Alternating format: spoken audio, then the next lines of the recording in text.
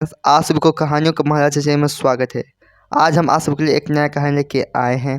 इस कहानी का नाम है वो वापस आ गई है। रामा और उसकी पत्नी सोमिया बात कर रहे थे। तभी रामा बीच में बोलता है, सोमिया मैं आज भी डर जाता हूँ कि कहीं वो वापस ना आ जाए। सोमिया गुस्सा करते हुए रामा से कहती है, इस घर में उसका जिक्र भी नहीं होना चाहिए। रामा सोमिया से बोलता है, वो बेचारी और उसके बेटे रवि की क्या गलती थी। वो तो हम ही दोनों उसे और उसके बेटे को लूट कर मार दिए थे।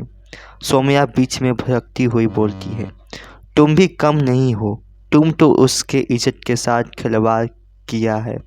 सबसे पहले तो वो तुमको मारेगी। बीच में रामा बोलता है, अरे चुप करो, उसका नाम ले रही हो।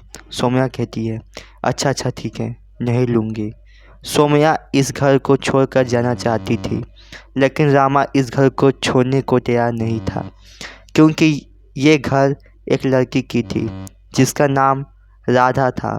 राधा अपने बेटे रवि के साथ रहती थी, क्योंकि राधा के पति मर गए थे। पूरे गांव में एक ही घर था जो कि बहुत बड़ा था।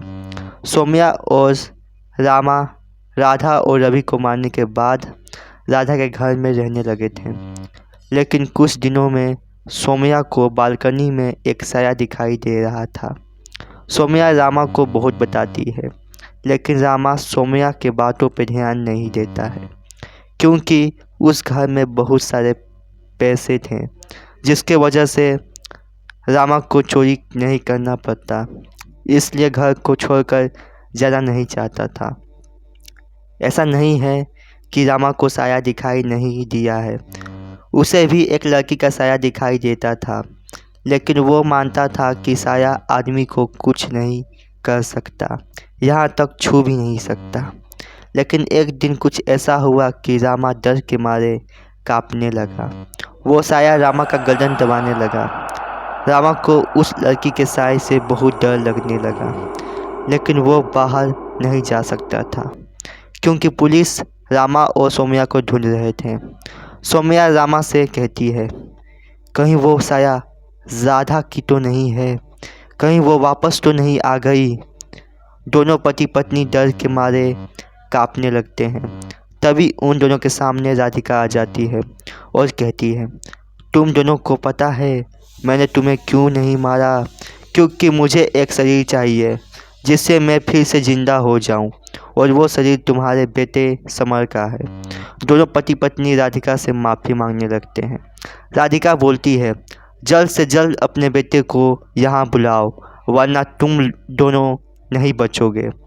सोमिया और रामा अपने बेटे को राधिका के घर बुलाते हैं। राधिका कहती है, समर, अब तुम अपने माता पिता को सजा दोगे, क्योंकि ये दोनों मेरे बेटे को और मुझे मारे हैं। समर कहता है, क्या ये आपको मारे हैं? तभी सोमिया बीच में बोलती है, समर तुम राधिका को जानते हो? समर कहता है, ये मेरी स्कूल की टीचर है, आपने इनके साथ अच्छा नहीं किया है, आप लोग को सज़ा ज़रूर मिलेगा। समर पुलिस को फ़ोन कर देता है। पुलिस कुछ ही देर में आ जाती है।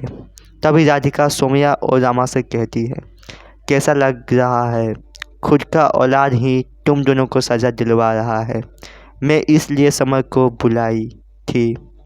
पुलिस सोमिया और रामा को फांसी के सज़ा दे देते हैं। राधिका के आत्मा को शांति मिल जाता है। तो दोस्तों, अगर ये कहानी आप सबको पसंद आए तो मेरे चैनल को लाइक कमेंट सब्सक्राइब करना मत भूलिएगा दोस्तों। चलिए गुड।